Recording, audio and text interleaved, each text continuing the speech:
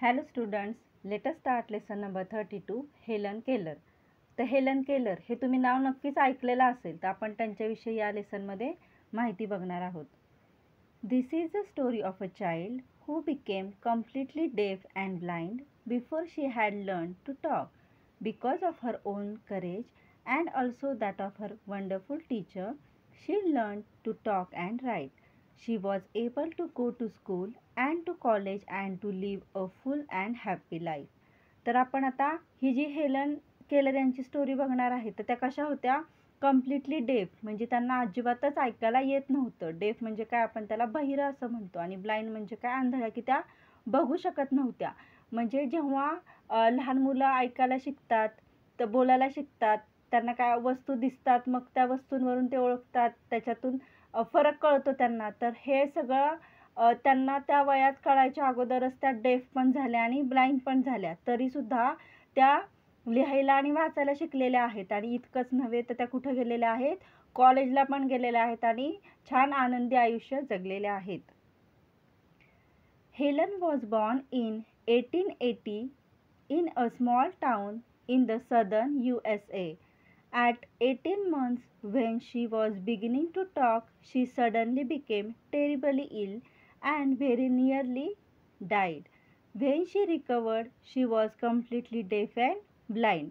तर त्या डेफ आणि ब्लाइंड कशा झाल्या, तर आपल्याला इथं सांगितलंय की त्यांचा जन्म कधी झाला होता, 1880 साली झालेला होता.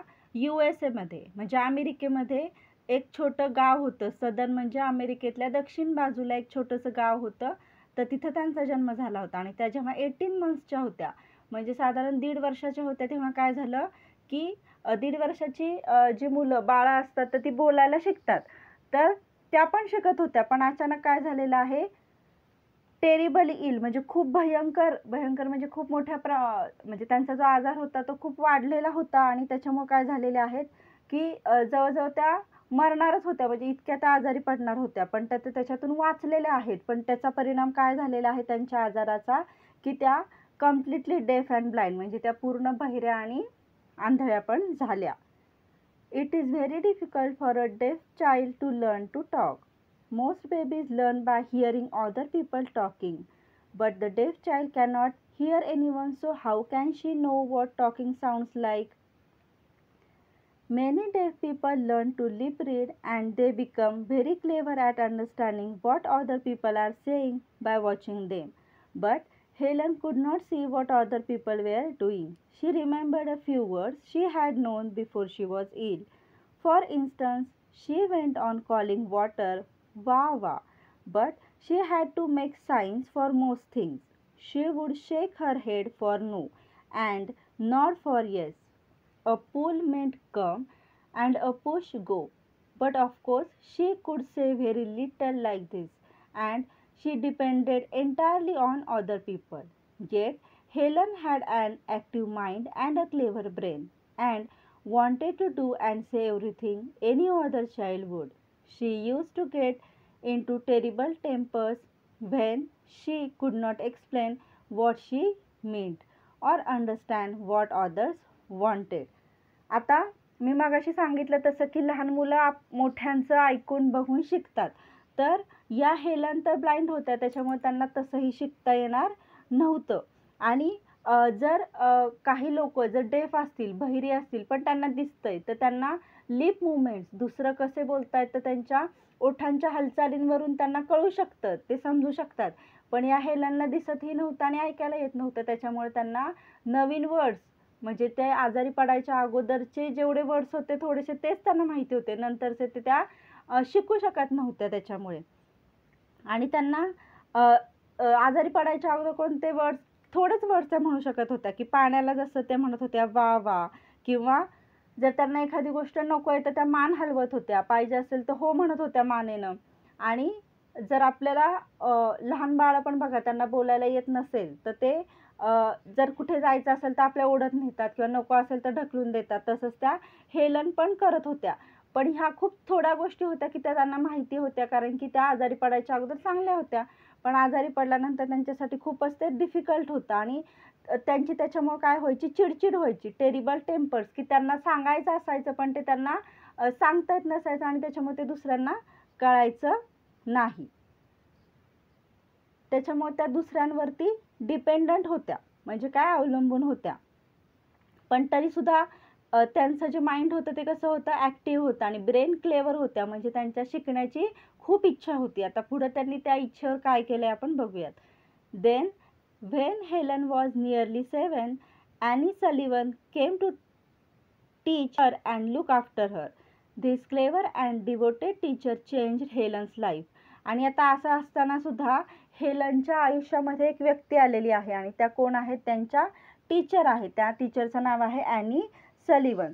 तर हेलन जेव्हा 7 वर्षाच्या होत्या तेव्हा त्यांना टीचर म्हणून आणि त्यांची काळजी घेण्यासाठी म्हणून त्यांची नेमणूक करण्यात आली होती. आणि त्याच्यानंतर हेलनचं खूप आयुष्य बदलूनच गेलंय. तर कसं बदललंय आपण पुढे बघूया. Annie Sullivan herself had been nearly blind and had been at a school for blind people. There, Annie Sullivan had learned the finger spelling method. She felt sure that this was the only way to talk to Helen and teach her to say what she wanted. Because Helen could not see her making the signs, she would spell the words onto her pupil's hand. Helen had become very sensitive to the feel of things, much more sensitive than most people are. She could soon tell the difference between the feel of one letter and another. आता या ज्या any सलिव्हन होत्या तर त्या पण कशा होत्या की जवळजवळ त्या पण ब्लाइंडच होत्या, आंधळ्याच होत्या. आणि कुठं होत्या, एका स्कूलमध्ये की जी ब्लाइंड पीपल, अशा ब्लाइंड लोकांसाठीची जी शाळा असते तिथं त्या शिकवत होत्या. आणि आता त्या हेलनला कोणती मेथड शिकवत आहेत तर फिंगर स्पेलिंग, की त्या बोटानं त्या हेलनच्या हातावर लिहितायत फिंगर स्पेलिंग, की त्याच्यामुळे त्या हेलनला वर्ड्समधला, लेटर्समधला फरक कळतोय. प्युपल्स हँड म्हणजे काय, प्युपल्स म्हणजे विद्यार्थी. आता ॲनी सलिव्हन यांची विद्यार्थी कोण होती तर हेलन होती. आणि हेलन पण कशी होती, व्हेरी सेन्सिटिव्ह, की त्यांना त्या फिंगर स्पेलिंग मधून पण लवकर लेटर्स का कळाले, कारण की त्या खूप सेन्सिटिव्ह होत्या, की त्याच्यामुळे त्यांना ते समजत होतं. नाव let us see page number 78. Miss Sullivan gave Helen a doll, and when she gave it, she spelled the letters DOLL onto Helen's hand. She did this with the names of other things such as CAKE and MUG. Helen obediently spelled them back, but she did not understand what it all meant, and she soon grew bored and unhappy. She would not try anymore, and poor Annie Sullivan did not know what to do next. आणि आता miss Sullivan यांनी काय केलेलं आहे की त्या ॲनीच्या हातावर लिहिलेलं आहे डॉलचं स्पेलिंग, मगचं स्पेलिंग, जसं DOLL MUG. तर या हेलन त्या परत त्यांच्या टीचरला तसं ते लिहून दाखवायच्या फिंगर स्पेलिंग मेथडनं. अजून एक वर्ड्स होते की CAKE. पण त्यांना जर आता आपल्याला माहिती आहे की डॉल म्हणजे काय, केक म्हणजे काय, पण त्या ज्या हेलन होत्या तर त्यांना हे माहितीच नव्हतं, त्याच्यामुळे त्यांना कळायचंच नाही. ते फक्त हे स्पेलिंग लिहायच्या, पण नक्की तो वर्ड म्हणजे काय आहे, कशाला म्हणतात हे त्यांना कळत नसल्यामुळे काय झालं, त्या बोर झाल्या. त्यांना याच्यामध्ये काही इंटरेस्ट वाटत नव्हता. पण हेलन यांच्या ज्या टीचर होत्या त्यांना तर समजतच नव्हतं की आपण अजून काय करावं. Then one day Miss Sullivan took Helen outside to the water pump. As the water spilled into Helen's mug and overflowed on her hand, Miss Sullivan spelled WATER on her other hand. Suddenly Helen's face lit up. She understood that WATER was the name of this cold wet stuff, and it came to her in a flash that everything has a name. आणि आता पुढे एक प्रसंग घडलेला आहे की जेव्हा miss सलिव्हन हेलरला water pump म्हणजे जो हापसा असतो तिथं घेऊन गेलेला आहे आणि तिच्या हातात एक मग होता. तर त्या मग मधलं पाणी भरलेलं आहे आणि आता ते तिच्या हातावरच आणलेलं आहे. मग त्या ॲनी सलिव्हन यांनी काय केलेलं आहे, तिच्या हातावर काय लिहिलेलं आहे, वॉटरचं स्पेलिंग लिहिलेलं आहे. मग हेलनचा चेहरा काय झालेला आहे, लिटअप. म्हणजे काय, आपल्या जेव्हा एखाद्या गोष्टीचा आनंद होतो तर तेव्हा आपला चेहरा कसा उजळतो, आपल्याला खूप आनंद होतो, तर तसं त्यांना झालेलं आहे. आणि त्यांना कळालेलं आहे की नुसतं हे स्पेलिंग न लिहिता वॉटर म्हणजे काय आहे, तर हे एक वेट स्टफ आहे, म्हणजे ओलं काहीतरी आहे, की या गोष्टीला काय म्हणतात, वॉटर म्हणतात. आणि प्रत्येक गोष्टीला नाव असतं हे त्याच्यामुळे त्यांना समजलेलं आहे. इन अ फ्लॅश म्हणजे काय, चटकन. म्हणजे आता त्यांना दिसत नव्हतं, त्यांना ऐकायला येत नव्हतं एक्सप्लेन जरी केलं तरी, पण त्यांना त्या पाण्याच्या स्पर्शाने कळालेलं आहे की हे पाणी आहे आणि प्रत्येक गोष्टीला असंच एक नाव आहे, प्रत्येक गोष्ट अशी वेगळी आहे. Touching her little sister, she spelled Baby, which was one of the words Miss Sullivan had shown her. All that day and for days after, Helen darted from one thing to next, demanding that Miss Sullivan should spell their names for her. She became so excited she could hardly control herself. At last, words began to have a meaning for her. She then learned the names of actions as well as things: sit, stand, run, walk, and then descriptions of things and actions: hard, soft, quickly, slowly. From then on, she was able to learn as any child does. Only Helen spelled words with her fingers instead of saying them aloud. Although she made noises, she still could not talk.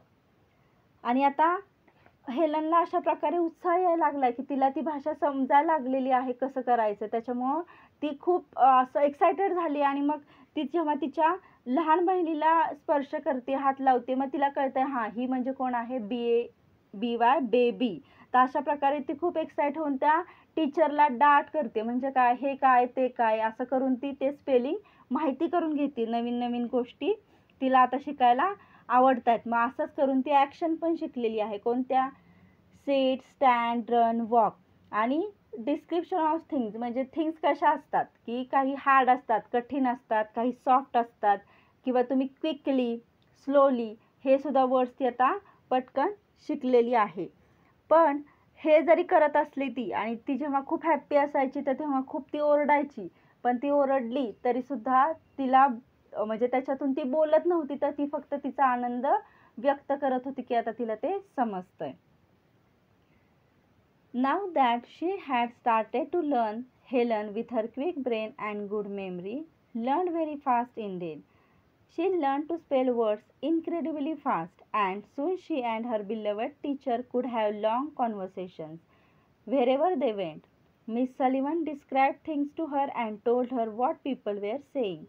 Helen soon learned to write on a special frame with ridges to keep the lines straight, and later she learned to type. She began to read Braille books. तर आता पुढं काय झालेलं आहे की Helen आता खूप, आपण मगाशी बघितलं की त्यांचा माइंड, त्यांचा ब्रेन खूप शार्प होतं, तर त्याच्यामुळे त्या पटकन शिकलेल्या आहेत. आणि कसं शिकलेल्या आहेत की आपल्याला विश्वास पण बसणार नाही. इनक्रेडिबली म्हणजे अविश्वसनीय की इतक्या फास्ट एखादी मुलगी असं असताना पण, तिच्यामध्ये एवढ्या कमतरता असताना पण ती शिकलेली आहे खूप सारं. आणि आता अशा प्रकारे त्या टीचरमध्ये आणि त्या विद्यार्थिनीमध्ये खूप कॉन्व्हर्सेशन चालायचे. आणि म्हणजेच काय की त्या मिस सलिवन हेलनला खूप साऱ्या वस्तू अशा ओळख करून द्यायचे खूप साऱ्या वस्तूंच्या. आणि आता त्या हेलन ज्या आहेत त्या लर्न टू राईट म्हणजे लिहायला पण शिकलेल्या आहेत. की फ्रेम विथ रिजेस म्हणजे काय, कडा. की अशी एखादी गोष्ट किंवा त्यांना जे काही लिहायचं आहे तर त्या जिथून त्या लिहित आहेत, म्हणजे ती जी वस्तू आहे की आपण त्याला म्हणतो ब्रेली लिपी, की जी ब्लाइंड पीपलसाठी असते, तर तशामध्ये आता त्या वाचायला पण शिकलेल्या आहेत. The next thing was to learn to talk aloud. For this she had a special teacher who taught her how to move her lips and tongue. Helen quickly learned to talk also and to listen to people speaking by putting her sensitive fingers on their lips and throats. This meant that she could talk with people who did not know the finger spelling method, so long as they spoke distinctly. All this was hard work, needing endless patience by both pupil and teacher and long practice. आणि आता पुढची गोष्ट काय होती की talk allowed म्हणजे त्यांनी आता बोलायचाही प्रयत्न केलेला आहे किंवा त्यांना करायचं आहे. तर ते कसं की त्यांच्यासाठी एक स्पेशल टीचर होती आणि त्यांनी काय केलेलं आहे की how to move her lips and tongue, की लिप्स आणि टंग कसे मूव्ह करायचे, त्यांची हालचाल कशी करायची. आणि त्या हेलन त्यासुद्धा गोष्टी खूप पटकन शिकलेल्या आहेत आणि लोकांना ऐकायला पण शिकलेल्या आहेत. कसं ऐकायला शिकायला त्या आता म्हणजे डेफ होत्या, पण त्या कशा शिकलेल्या आहेत, by putting her sensitive fingers म्हणजे त्या जे माणूस बोलतंय तर त्यांच्या ओठांवरती त्यांचे फिंगर्स ते ठेवायच्या आणि थ्रोट्स म्हणजे काय, गळ्यावर सुद्धा. त्याच्यामुळं बाकीच्या लोकांना जरी फिंगर स्पेलिंग मेथड येत नसली तरी त्याच्यामुळे हेलनला समजत होतं त्या लिप्स मुवमेंटमुळे आणि थ्रोट मुवमेंटमुळे की पुढचा माणूस काय बोलतंय. पण आपल्याला जरी हे सोपं वाटत असलं तरी ते तेवढं सोपं नव्हतं. त्याच्यासाठी काय पाहिजे होतं, नीडिंग एंडलेस पेशन्स, म्हणजे खूप सारी सहनशक्ती, की हे लगेच 2 दिवसात 2 आठवड्यात होणार नव्हतं, तर कदाचित जास्तही वेळ लागला असेल त्यांना. आणि त्याच्यामुळं काय झालं होतं की आता हेलनला या मेथडमुळं डिस्टिंक्टली म्हणजे खूप स्पष्टपणे लोक काय बोलतात हे त्यांना आता समजत होतं. In time she could talk, read and write and even learn to speak French and German. Now Helen was determined to go to university and take a degree. When she was 20, she sat for the entrance examination of Radcliffe College, one of the best colleges in America. The papers were set in Braille and she typed her answers. Of course, she could not read what she had written. She had to take a chance that she had made no mistake.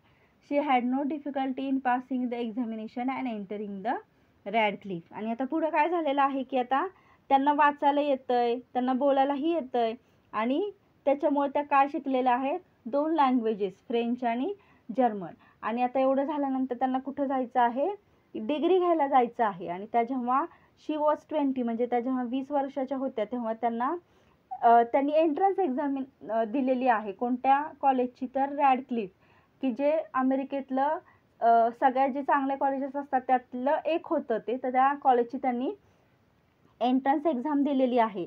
आणि आता ती exam देताना पण त्यांनी खूप प्रयत्न केलेले आहेत, म्हणजे त्यांचं 100% त्यांनी दिलेलं आहे. आणि त्याच्यामुळे काय झालेलं आहे की ती एंट्रन्स एक्झाम पास होऊन त्यांना त्या कॉलेजमध्ये ॲडमिशन मिळालेली आहे. आणि त्यांचे ते पेपर होते ते कुठल्या भाषेमध्ये, आपण मागाशी बघितलं की ब्रेली लिपी, की जी ब्लाइंड लोकांसाठी असते, त्या लिपीमध्ये, त्या भाषेमध्ये ते पेपर्स होते आणि त्यांनी ते लिहिलेले आहेत. Miss Sullivan was with Helen all through her time at the university. In the end, this girl, who at 7 had lived in a dark world unable to hear or speak, won high university honors. आणि आता त्या तिच्या teacher होत्या miss Sullivan, तर त्या Helen जेव्हा युनिव्हर्सिटीमध्ये होत्या शिकायला तर त्यांच्याबरोबर त्याही तिथे होत्या.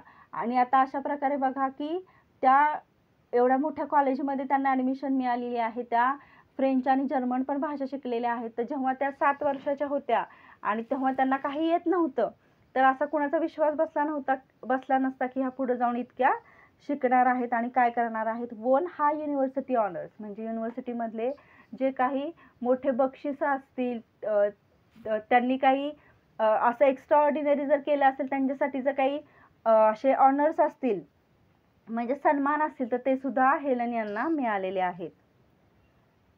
Throughout her life, she helped other blind people to find courage. She traveled all over the world, inspiring everyone by her example.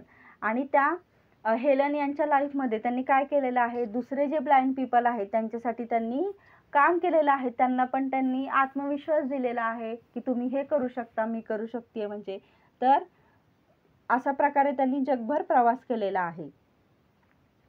Helen Keller lived to a ripe old age of 88. She passed away in 1968. Ripe old म्हणजे काय, की त्या म्हणजे भरपूर आयुष्य जगलेल्या आहेत. 88 वर्षामध्ये, म्हणजे जेव्हा त्या 88 वर्षाच्या होत्या तेव्हा त्यांचं निधन झालेलं आहे. कधी, 1968 मध्ये. Now let us see its exercise. 1. How did Helen overcome her handicaps? की त्यांना हँडिकॅप्स म्हणजे त्यांना ज्या अडचणी होत्या किंवा त्यांच्यामध्ये जे व्यंग होतं, की ज्या ब्लाइंड होत्या, डेफ होत्या, तर त्याच्यावर त्यांनी ओव्हरकम म्हणजे कशी मात केलेली आहे, कसं